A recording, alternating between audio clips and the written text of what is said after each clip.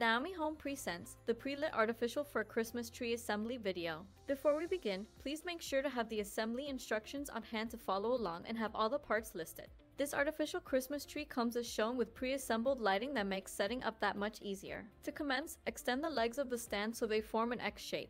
Thread the eye bolts into the stand, insert the bottom section of the tree onto the stand, and tighten till the pole is firmly secured. Then insert the middle section of the tree onto the bottom section. Now insert the top section of the tree onto the middle section. Connect the Christmas tree lights from the bottom section onto the middle section. Do the same for the middle and top section. Spread out each branch and tip as shown. Fluff up the tree and fill in any gaps or holes, and the tree will look more full. And there you have it. Your pre-lit artificial for a Christmas tree is complete and ready for use. Thanks for watching! Like, subscribe, and share for more Naomi Home content. You can find the product link and more in the description below.